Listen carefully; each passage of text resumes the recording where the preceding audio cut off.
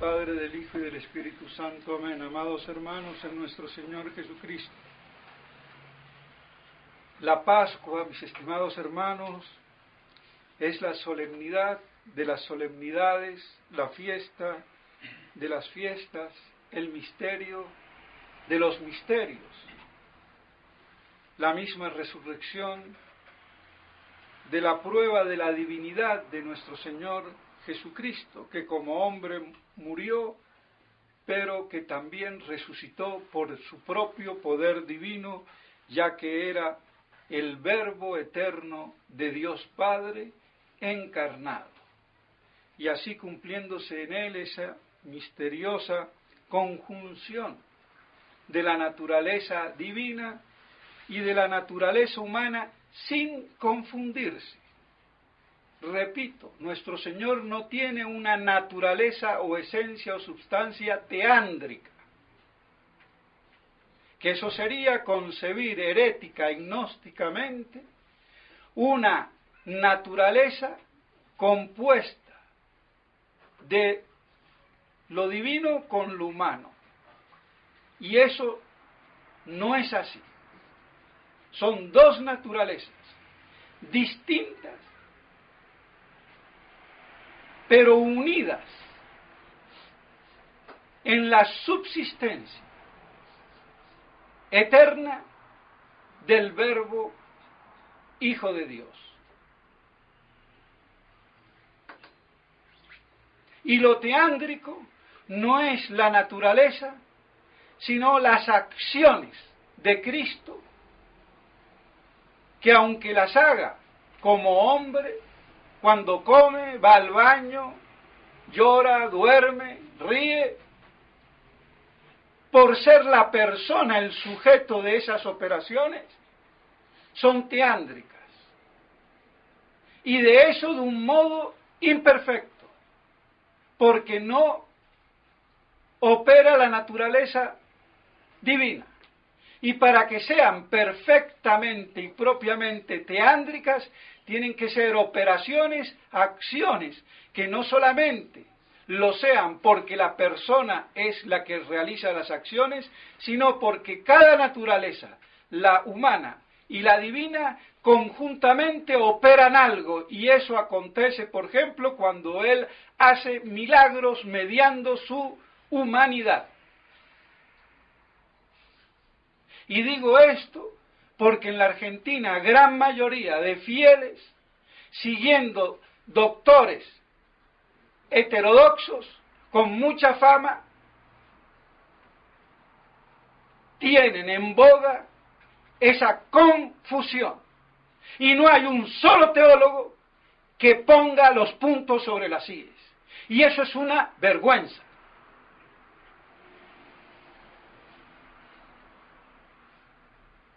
De ahí la necesidad de una predicación docta, doctrinal, teológica, y no simplemente que mueva al fervor y la voluntad, pero sin conocimiento de las verdades divinas que debemos contemplar.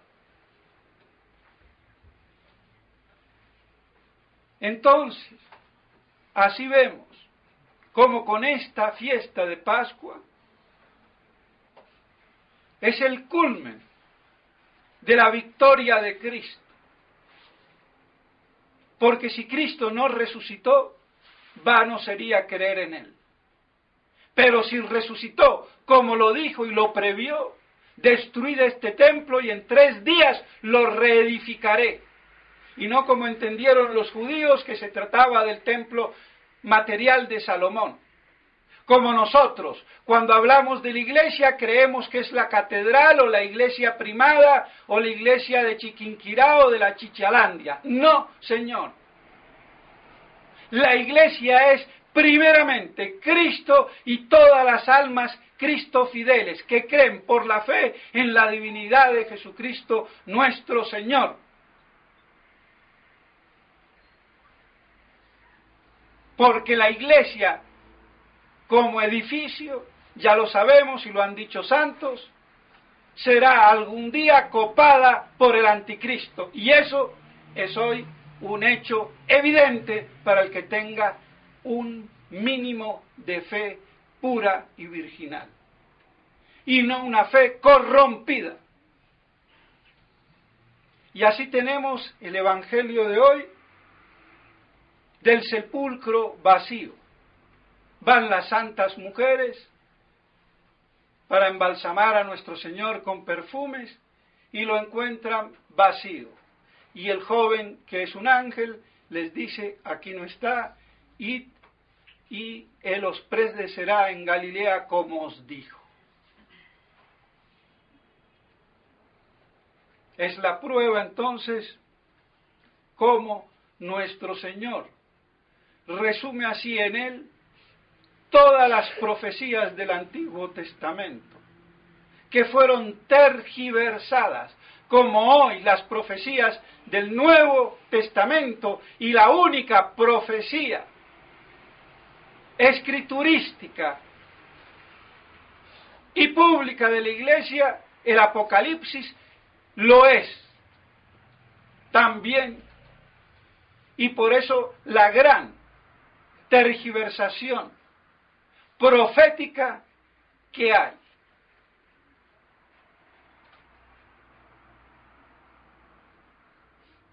Y nos va a sorprender,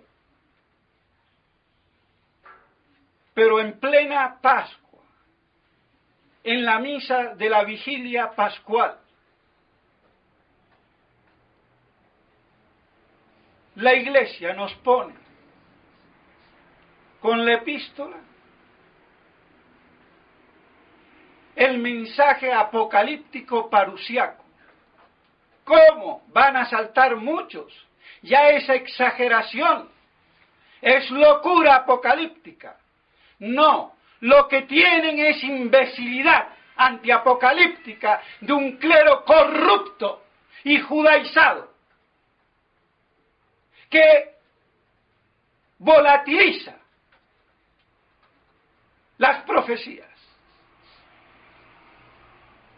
Y ese es el gran drama, porque la epístola muy bien dice: cuando aparezca Cristo en gloria, vosotros apareceréis con Él. ¿Y cuándo va a aparecer Cristo en gloria? Con gloria. Cuando vuelva la segunda vez, el día de su parusía, con todo el poder de su divina gloria y majestad. Más claro no puede ser, más litúrgico no puede ser, más exegético no puede ser. Y a ver quién predica hoy, en plena Pascua, haciendo la aclaración, la precisión. Nadie que yo sepa.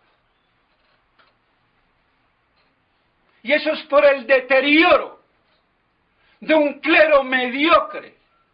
No hay nada que hacer. Y no viene de Vaticano II. Esto viene de mucho antes. Vaticano II lo que hace es cristalizar, cuajar todo eso que estaba en el ambiente, pero sin tener, por decirlo así, una cristalización o evidencia palpable.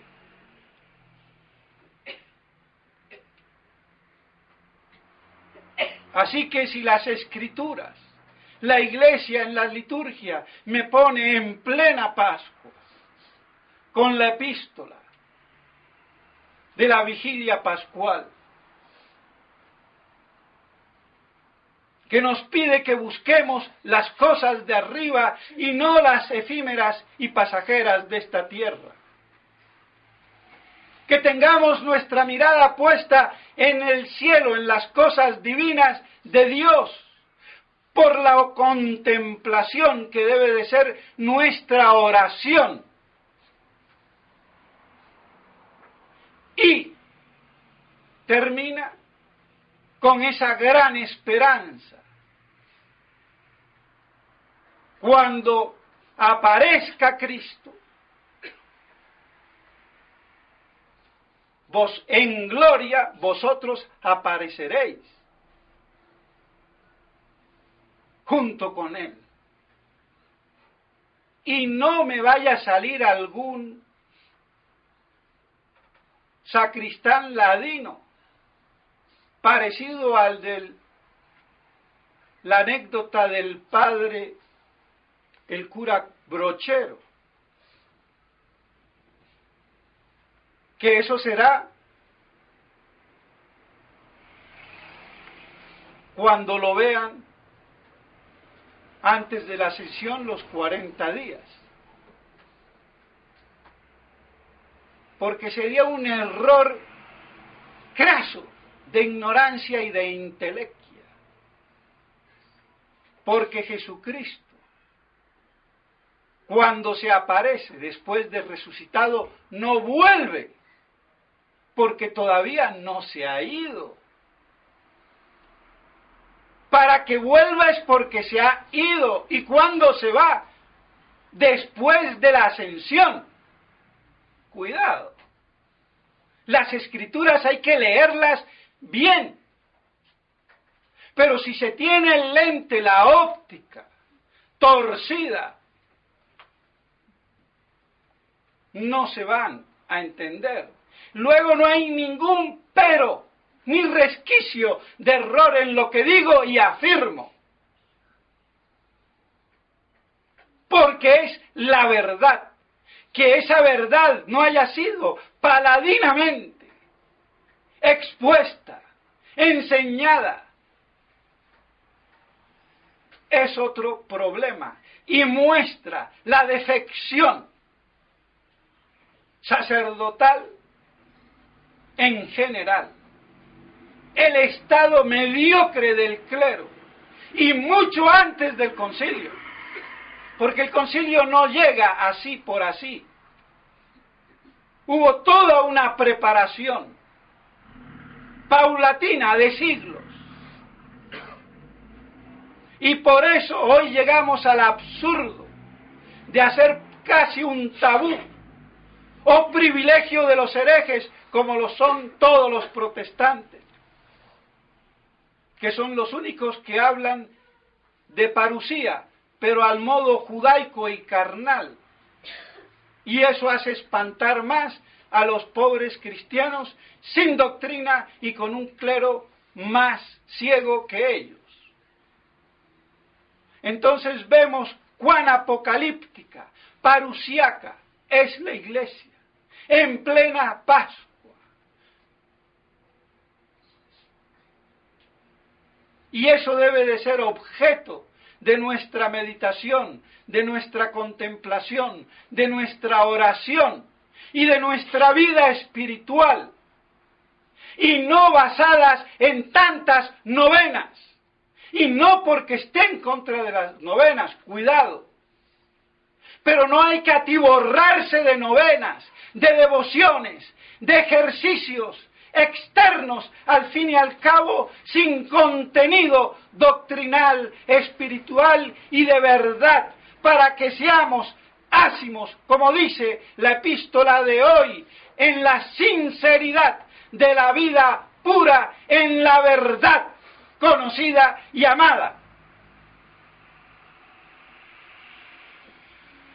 Así de claro, así de sencillo. Pero estas cosas no se dilucidan tan fácilmente en la predicación, en el comportamiento del clero. ¿Y qué vamos a esperar de los fieles? Entonces, llenémoslos de devociones, con una devoción bien hecha, con 2 o con 3, basta. Lo importante es la intención, la intensidad, el ardor, el amor con que se haga. Y no tanto en la multiplicidad de un ejercicio mecánico sin contenido de oración y contemplación verdaderas en las cosas divinas de Dios. Y eso ha sido producto del voluntarismo nominalista que permea la Iglesia y la historia de la Iglesia desde hace por lo menos 1000 años. Porque no se inició hoy.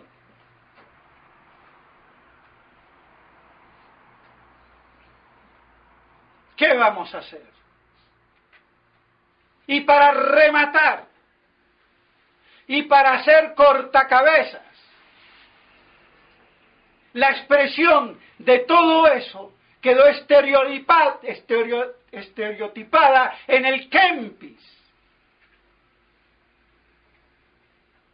Voluntad, fervor, sin doctrina. Ni los santos, ni papas se dieron cuenta. ¿Qué vamos a hacer?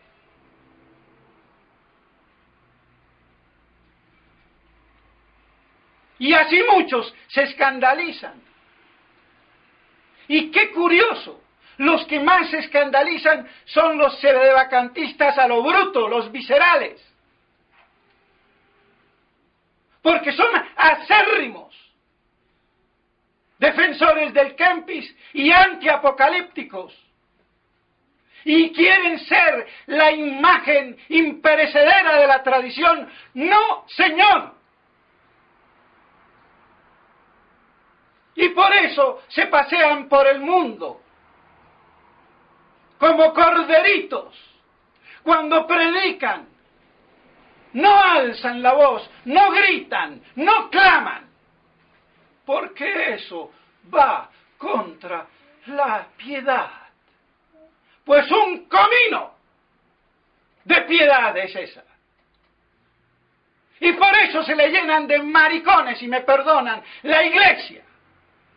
Y después escandalizados, que hasta en la fraternidad han sacado que en Suecia, un programa sueco, que ha habido 4 casos, 3 sacerdotes y un ex seminarista de la fraternidad, que han abusado de la inocencia infantil.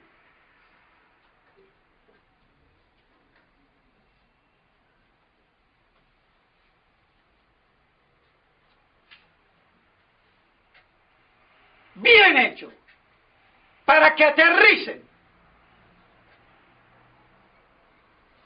Porque las cosas no pasan por azar. Eso es la muestra de una pudrición en el interior de la misma fraternidad, que ya está podrida, y no es la fraternidad fundada por Monseñor Lefebvre, es la neofraternidad de Smith-Berger y del imbécil de Monseñor Felé. Porque hay que decirle imbécil, o peor, traidor, miserable, que te quiero ver el día del juicio. A ti y a tus secuaces. Pero él no tiene secuaces, es el muy tonto. Él es una marioneta más, manipulada.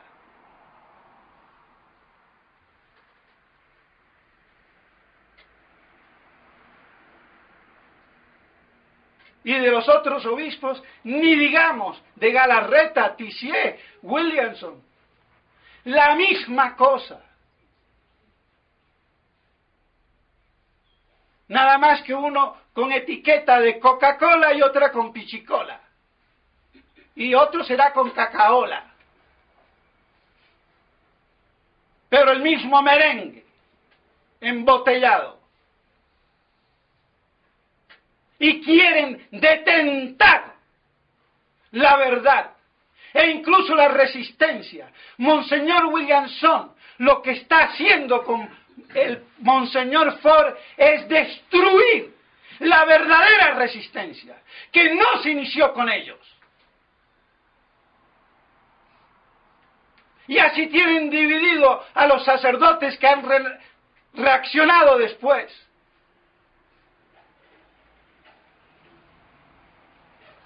¿Qué vamos a hacer? Pues bien, mis estimados hermanos, la contemplación de la Pascua, de la resurrección de nuestro Señor, es lo que debe, por encima de todos los males, darnos luz en el resplandor de la verdad eterna.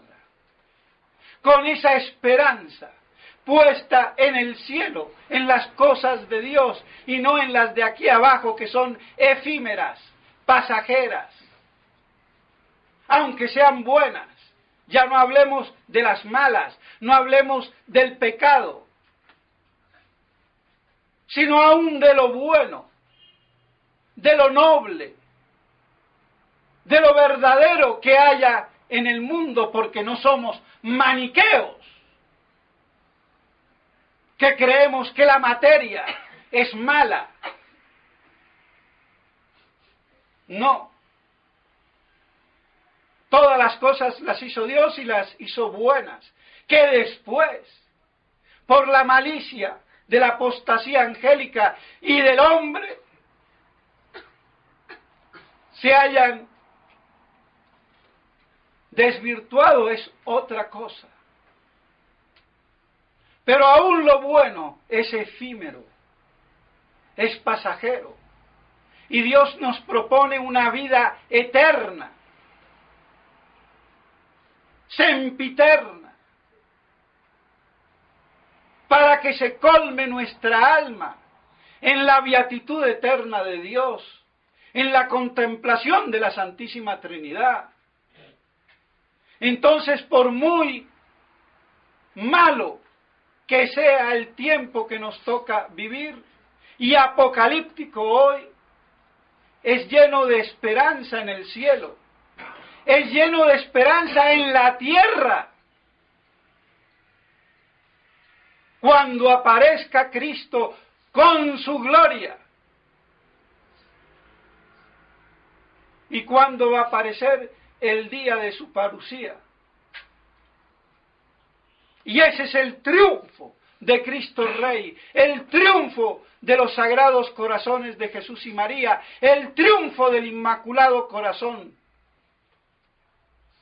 como lo dijo Nuestra Señora de Fátima. Y no como todos estos fatimólogos tuertos quieren hacer, tergiversando aún eso. Y no digo que lo hagan por maldad, sino por ignorancia y estupidez, que es peor. Porque prefiero un malo de frente y no un bueno estúpido, porque ese me va a matar queriéndome dar o hacer el bien.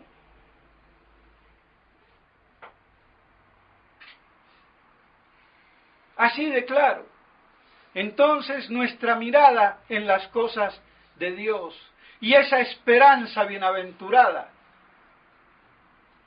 que nos trae la liturgia de la vigilia pascual, en plena Pascua, en plena resurrección, para que la meditemos, la contemplemos y en ella nos acrisolemos y podamos resistir este embate que va contra la fe. Y que si Dios no abrevia los tiempos, nadie se salvaría. Nadie. Porque así de miserables somos. Por eso debemos de mantener esa llama, esa esperanza que hoy nos quieren vilmente quitar. Y por eso todos aquellos que son antiapocalípticos, antimilenaristas, son anticristos, son judaicos, porque si no entienden, cállense, no hablen, pero no combatan, impugnen, que es lo propio del pecado contra el Espíritu Santo, la impugnación de la verdad manifiesta, de la verdad encarnada. Ese es el gran pecado que llevó al deicidio y lo llevará en nuestras almas si nosotros también no tenemos cuidado. Por eso, mis estimados hermanos, hay que pedirle a Dios esa verdadera humildad en la verdad y no en la mojigatería. Porque la humildad no es ser mojigato, ni papanato, ni chichinato. Es ser un hombre verdadero, acrisolado en la verdad, dispuesto a morir por ella como Cristo en la cruz. Y ese es el testimonio de los mártires y de los santos. Que todas estas cosas nos ayuden si las guardamos en nuestros corazones, como lo hacía la Santísima Virgen María, que fue la primera beneficiada de verlo a su divino Hijo después de resucitado. Por eso no fue corriendo con las otras santas mujeres. Y así entonces, bajo su manto, que nos proteja, como protegió al único apóstol que no salió huyendo al pie de la cruz, que fue San Juan, y gracias a quien, por estar, por decirlo así, entre las enaguas o en las faldas de María. Así debemos también de estar nosotros, no por mérito propio, no porque seamos más ni mejor, sino por ser menos y peor. Pero el que tiene a la Virgen por madre, tiene a Dios por Padre. Y si eso lo guardamos en nuestro corazón, seremos siempre de la Iglesia católica, apostólica y romana, y no de la contraiglesia de Satanás, o contraiglesia del anticristo, que es la Roma putrefacta y apóstata de hoy a partir de Vaticano II, oficialmente hablando. Pues bien, mis estimados hermanos, que podamos así mirar las cosas de Dios, a Cristo resucitado, y esperar que cuando Él aparezca, nosotros podamos aparecer con Él, con toda su gloria y majestad, con la que vendrá el día.